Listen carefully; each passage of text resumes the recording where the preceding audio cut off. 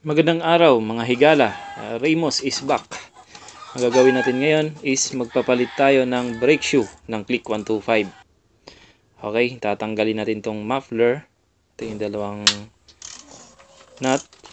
Then tanggalin natin tong dalawang bolt, tornilyo. Okay. Then pagka natanggal na natin tong muffler, luluwagan natin tong gulong. Ayan, gumamit tayo ng extension dahil medyo matigas, mahigpit itong gulong dito sa nut. Tanggalin natin tong dalawang dosi na bolt, itong aluminum na bracket. Yung may bearing, check din natin tong bearing kung okay pa. Yan, goods pa naman. Then itong bushing, tanggalin natin. Bago natin mahugot yung gulong, kailangan mo nating luwagan yung pinaka adjuster ng brake para mabilis natin matanggal yung gulong. Tanggalin na natin. Ayan. Ayan, makikita natin yung brake shoe. Manipis na. Tanggalin na natin. Ayan. Okay, huwag kalimutang mag-subscribe sa ating channel at mag-follow sa ating Facebook. Ayan. Then, syempre, pag tinanggal na natin yan, kailangan natin linisin, syempre. Patanggalin natin yung mga alikabok dahil yung mga alikabok na yan, pagka dumikit yan dun sa pinaka brake shoe, yan yung nagkukos ng ingay at madumi. Hindi ganun kaganda yung brake, hindi ganun kakapit pag yan dumikit na sa mismong brake shoe natin. Tapos, ito yung ating brake shoe na ikakabit. Yan. So, ikabit na natin. Nilagyan muna natin ng grasa yung kabitan ng brake shoe para swabe pagka ginamit natin, bumabalik. Then itong mugs, kailangan natin linisin yan para tanggal yung mga alikabok. Tsaka kahit original yung brake shoe na nakakabit, hindi talaga maiwasan na nawo-worn out itong pinaka mugs natin,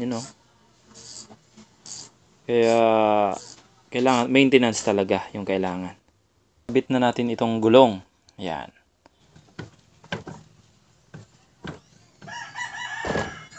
Ayan, okay, goods na yan. Bushing.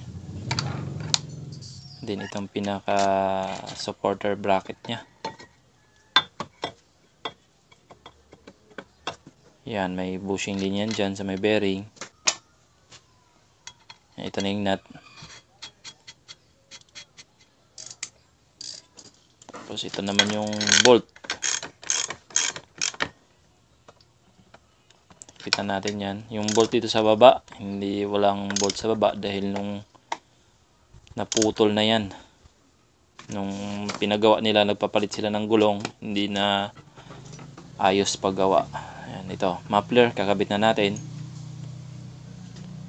Make sure lang pag nakakabit kayo ng muffler, dapat ang una yung higpitan dun sa ilalim para mas lapat yung walang singaw bago kayo maghigpit dito sa likod.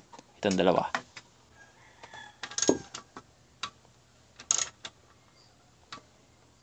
Ayan, nakisali pa tong bugoy ko. Kaya daw maghigpit. Pinagbigyan natin.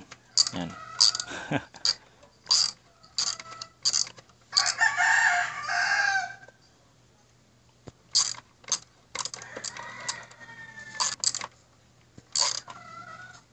Ugot na? Ha? Yun, pagtapos, yun, i-adjust na natin sa tamang adjust yung kanyang preno kung gaano kalalim. At huwag kalimutang mag-subscribe sa ating YouTube channel, Ramos Moto Idea, at sa ating FB page. Pa-follow na lang mga higala, Ramos Moto. So, yun lang mga higala. Maraming salamat sa panonood.